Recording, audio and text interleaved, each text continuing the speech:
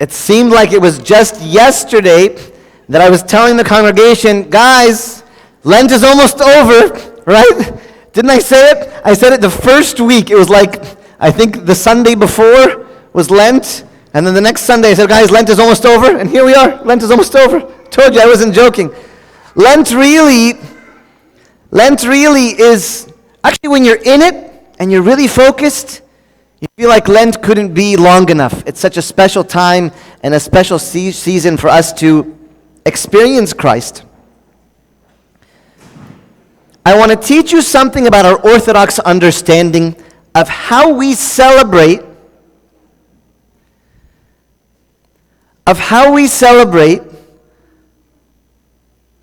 our events in Orthodoxy. We don't just do memorial services. Oh, that was nice that Jesus washed the feet of the disciples. And it was nice that Jesus went into Jerusalem. That's not how we experience church. When we enter into church, there's a Greek word that is used in the New Testament. It's called anamnesis. Anamnesis. What is anamnesis? It's the living experience or the living remembrance of the events that take place. So when we celebrate Jesus washing the feet of the disciples and the priest is washing the feet of the congregation, we're not just saying, I'm taking a blessing from Abuna, it's a nice blessing, and we go and everybody, no. And that's why it's not one of those things where I come in late and I stick out my foot and I get the cross and I go home, thank God I got the cross. What we believe is, in anamnesis, is that it is a living remembrance that Christ is present and that He is there through the hands of the priest washing your feet. That you are walking and living with Christ step by step in His passion.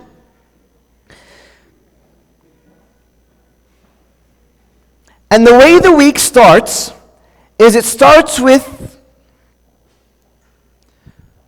one resurrection and ends with another resurrection, right? So you find that Lazarus Saturday, we see the resurrection of Lazarus as the church is setting up our minds to be aware and to making us ready to receive our own personal resurrection. And as we go on a journey,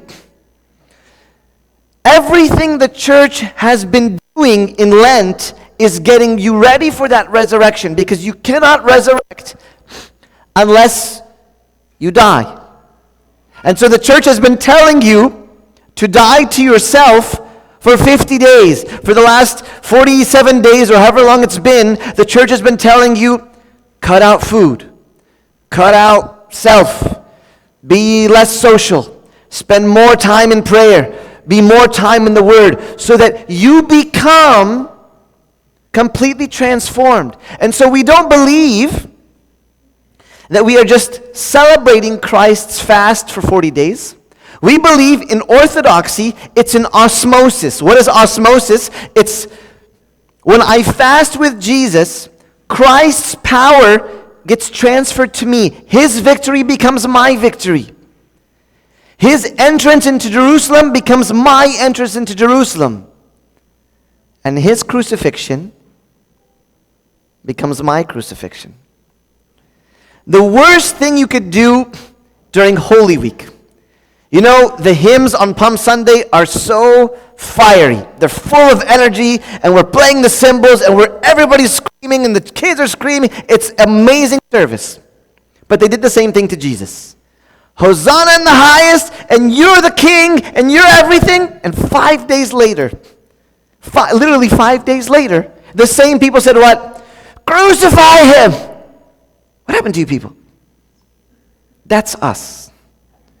Don't be the people that are dancing at church on Sunday singing Hosanna in the highest, but maybe not 5 days later, maybe after Easter, we go back to crucifying Him. So what we want to do is, we want to make sure that we can answer the question by Christ. Christ tells His disciples, they said, can you, when the mother of James and John approach Jesus. She says, "Can my sons sit on your right hand and on your left?" And Jesus asked them mother and says, "Are you able and willing to drink the drink that I drink from?" What does that mean? Do you guys know what that means? When Jesus says, "Are you willing to drink the cup?"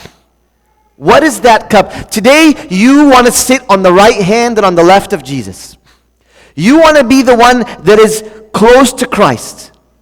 And Jesus says, "You want to come and sit on the throne next to me? I'd love for you to be in my kingdom." And that's what we do. The whole week we're saying, "Thine is the power and thine is the glory, and we want to be in your kingdom." Well, there's one simple way. You have to drink the cup. What is the cup? What kind of cup is he talking about? It's the cup of suffering. It's the cup of walking with Jesus in his suffering. And as I walk with Jesus step by step, his suffering becomes mine. I'm going to read you guys a passage from 1 Peter. It's a golden passage. And when you read 1 Peter, you see a lot of the theme of suffering because the church was being persecuted at the time. And it says this. 1 Peter chapter 2, verse 21, "For to this you were called." Now, this is your calling. Everyone pay attention. "For to this you were called. Because Christ also suffered for us, leaving us an example that you should follow his steps." Guys, the whole Bible is for you. There's good parts in the Bible, and there's not so good parts in the Bible in a secular, earthly mind. When he says that you should follow in his steps, you say, "Oh, no, I don't like this book. We don't need 1 Peter. Who put that in there? We don't need this one." Because it's saying you have to walk in the steps of Jesus. So what is it that I need to do to make sure that I walk in his steps? And that's what we are going to talk about. So that when I go through Holy Week, and I walk step by step from him entering the temple and cleansing the temple, he actually cleanses my temple. He cleanses me on the inside. All the dirt and the animals and the corruption, he cleanses it. And he says, "This is my Father's house."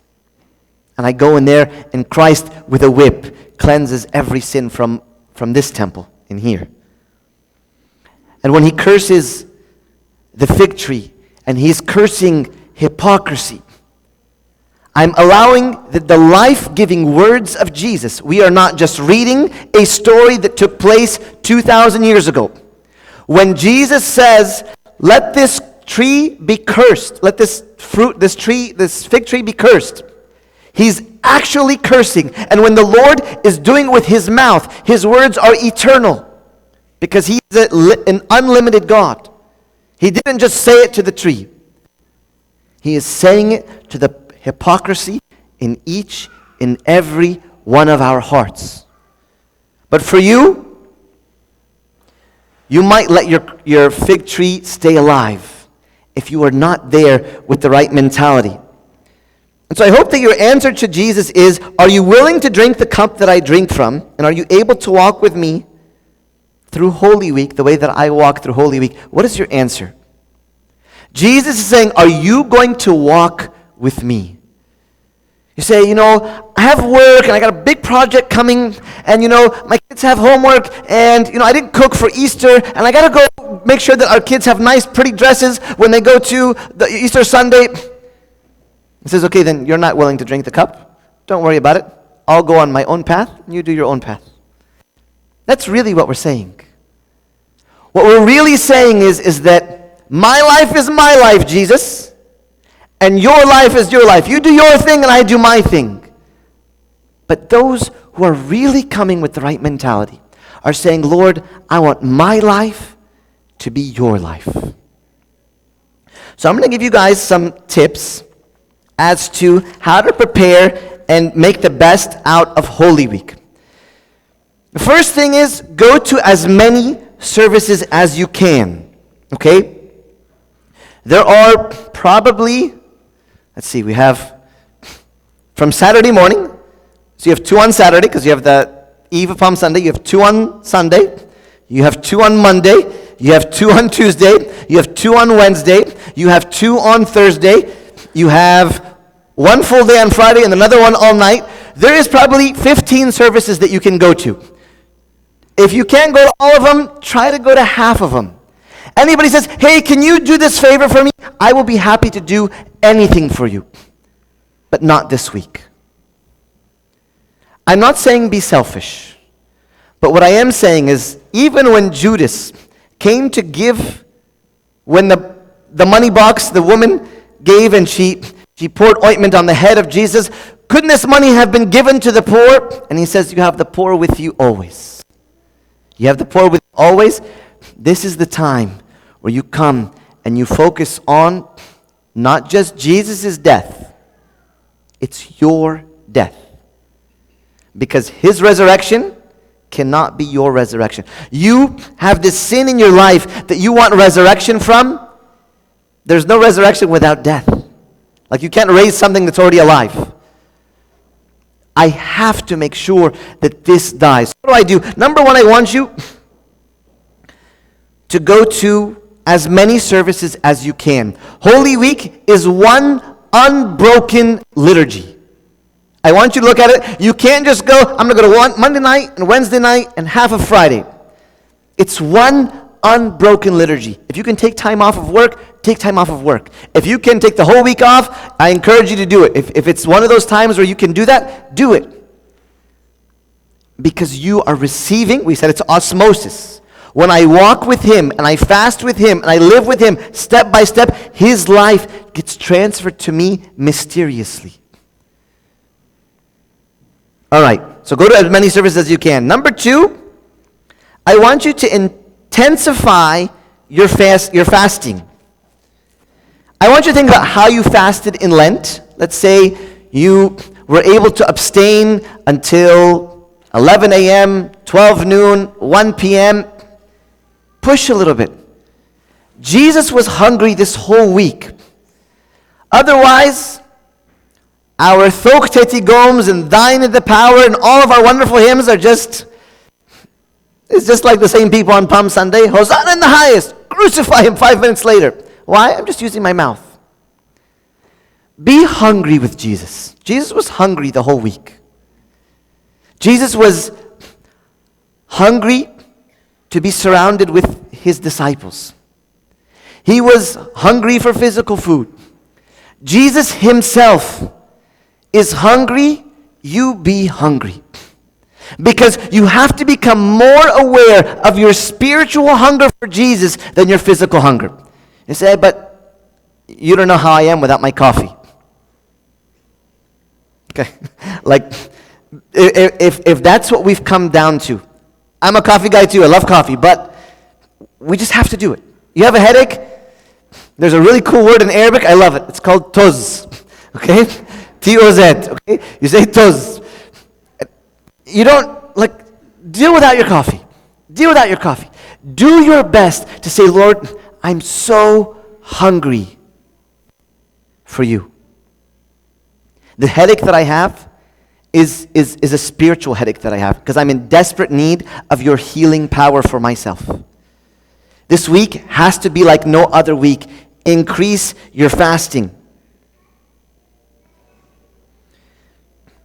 Number three is create silence. Create an atmosphere of silence. It is not the time to be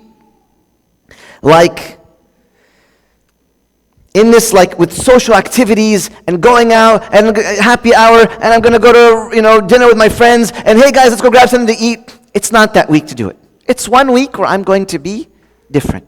Can you do it? Can you say 1 week, I'm going to get off of social media? Maybe I'm going to limit my text messages and phone calls unless I'm going to be serving. Unless I'm going to be bringing people to Christ. Saying, come with me, come to Jesus' cross and receive his salvation. That's how you use your phones, your social media. Empty your mind. Create a silence for yourselves. You see, you give yourselves space and opportunity to be drawn by Christ deeper into his words. I also want you to be silent for one other reason. Christ was silent. Christ was silent. As a lamb going to the slaughter, they said, "Tell us, are you the King of the Jews?" No answer. Jesus was silent. You are coming to live step by step with Christ. So if He's silent, you're silent. Limit your talking. Limit your talking. Talk only when you need to. It's okay, that's not practical. Neither is a resurrection. Having a personal resurrection, a personal death and resurrection is not practical. And it will not happen unless I'm walking step by step with Christ. Remove those man-made barriers that separate you from drinking of His cup. Number 4, create prayer. Create an atmosphere of prayer. What do I mean? I want you maybe this week, let's turn off TVs and whatever. Let's play hymns. Let's let our kids come into our houses and hear the praises of God. That they know, what's all this music going on? It's Holy Week. We're trying to create an ambiance for prayer and for intimacy. Right? Go into your room. Light a candle from an icon. Leave a candle lit the whole evening, maybe in the kitchen, that we remind everybody that our whole week is around Christ. Increase your prayer. If you pray 5 minutes with your family, make it 15. Create an atmosphere of prayer. One of the days in Holy Week, Tuesday, is the day of the bridegroom. It's the day, or Wednesday, it's the day of the bridegroom. It's the time where you are coming to prepare yourself and enter into the chamber with your king. To close the door to that chamber, the bridal chamber with the king, and enter into this love relationship with him. That's what you are called to during this Holy Week. Different than silence is stillness. Different than silence, so there's silence, we're gonna have too much talking, is stillness. What do I mean? The Bible says, "Be still and know that I am God." Sit in quiet and just be still. You know, we're always doing something.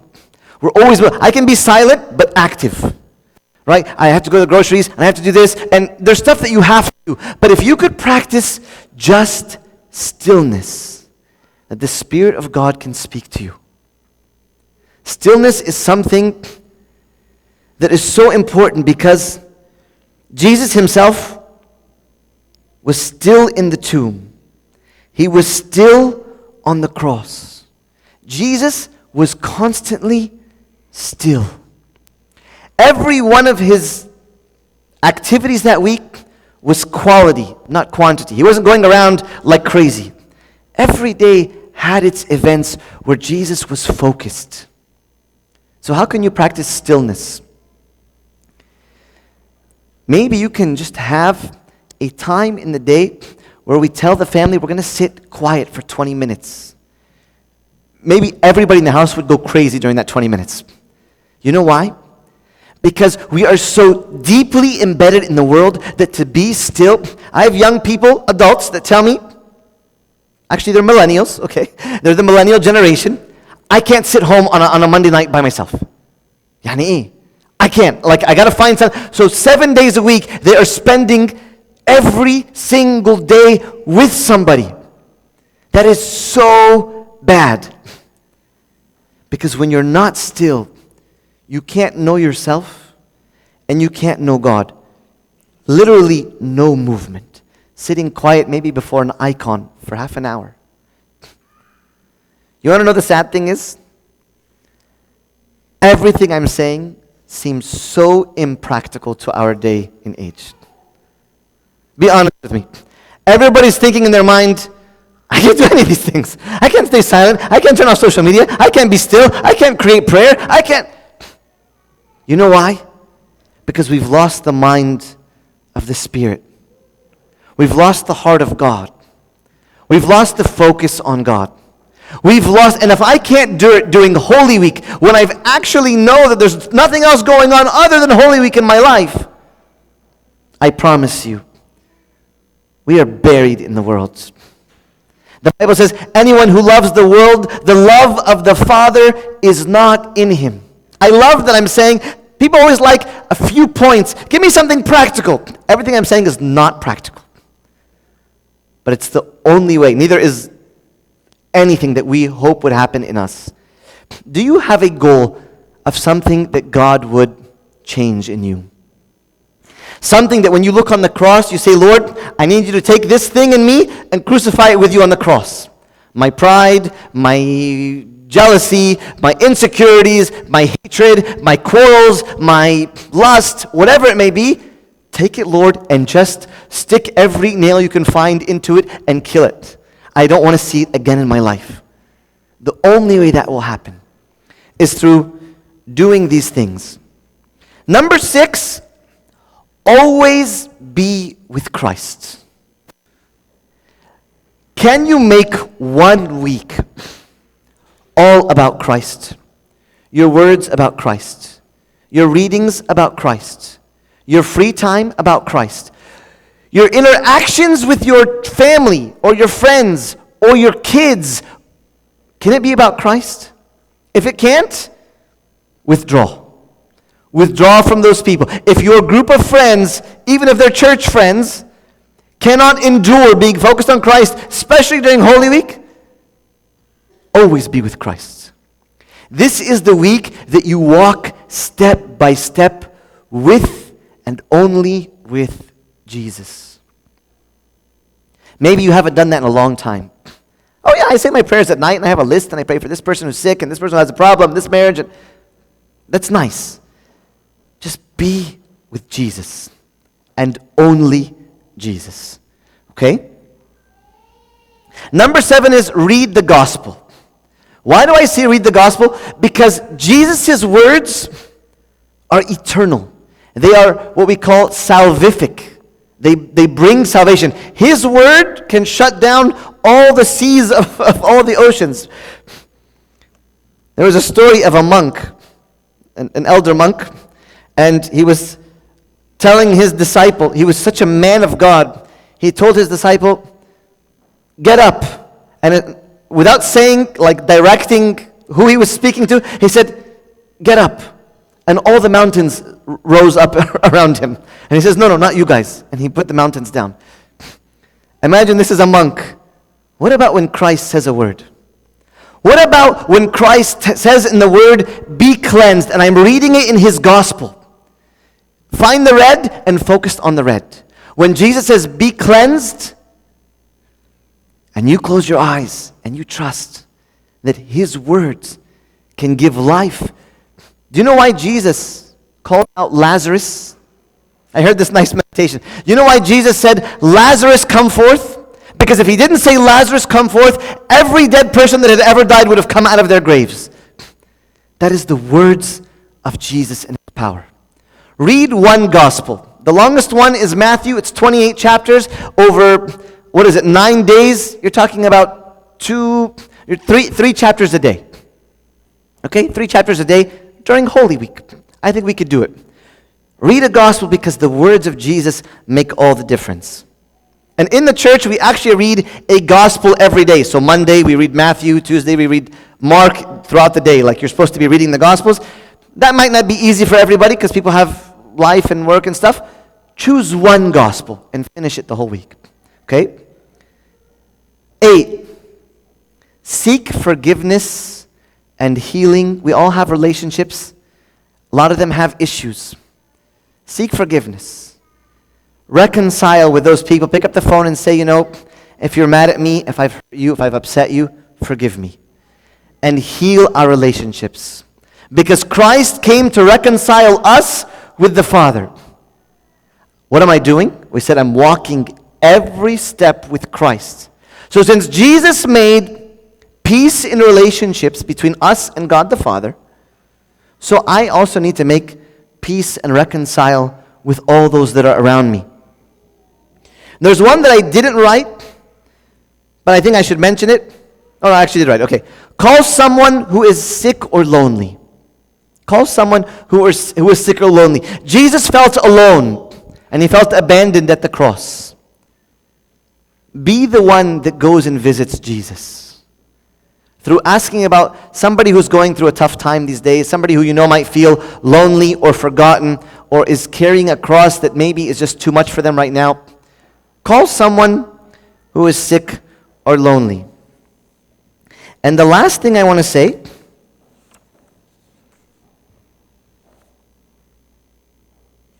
is think about Easter and after Easter. What do you want to resurrect in your life? What is it that you need to die? What happens is, Pascha week is intense, and we're in church 24/7, and especially after Good Friday and Bright Saturday, you're done. Once Saturday night comes for Easter, we're worried about cooking and food and the azumas and the dresses and the whatever. Let the whole week be focused on the target of Easter. Sit with yourself now so that when you start Holy Week, you have a different mindset. Maybe your spouse is going to say, are you going to be a monk this week? Yes, I'm going to be a monk this week. Okay? We're going to be different. It's okay. Try it. Rip yourself, I'm not going to say withdraw, rip yourself out of the attachment of the world and be different this week. Your tone, you find yourself getting impatient or losing, just be gentle. Be gentle. Do everything you can in your prayers to haddi, like let it go. How many in our relationships, like we nitpick at each other, especially like spouses, you left the whatever in the sink again. You left your socks at the floor. Just let it go. Let it go the whole week. Don't drive anyone crazy. Just be silent. Still and silent. Don't worry about anybody else. Husbands, you can thank me later. Okay, I'll take tips after. I really want to make sure that we make Holy Week about Jesus. Always be with Christ. And let it be a time where you go to the cross. Don't stop at the cross. Last thing, it's not a point. Something we do as people wrong, and the church doesn't mean to do this, but we focus that Good Friday is the day of the cross, and we forget about the cross all year round. We jump into the Holy 50, and I want us to go back to the cross. We don't understand the cross very well. We don't meditate on the cross very well. We don't cry before the cross. Abuna Bishoy Kamil, I had the blessing of going to his room and to his apartment, and he has a picture of Jesus on the cross with Mary Magdalene kind of bowing before the cross. And his wife, Tasoni Angel, told me that Abuna Bishoy every day would spend hours before this picture, just reflecting on the cross. The cross is not just Good Friday. The cross should be every day of my life. That is my salvation. I can't limit my salvation to a few hymns that we sing on Good Friday. I have to have the cross in front of me. Pope Shenouda, when he was on his deathbed, he was dying, and they moved him from his bedroom to like a hospital bed it was a bigger room. He told one of the monks, he said, please go get me my cross from my room. He said, is there something? He says, no, that's just, I always have the cross before me. Let's learn from the saints. Keep the cross before you day and night. Don't let the cross be one gospel reading that we read on Sunday. Carry the cross, hang up the cross, kneel before the cross, worship before the cross. Read about the cross, memorize the story of the cross. Let the cross be the center focus of your week. And glory be to God forever. Amen. Let's stand up and pray.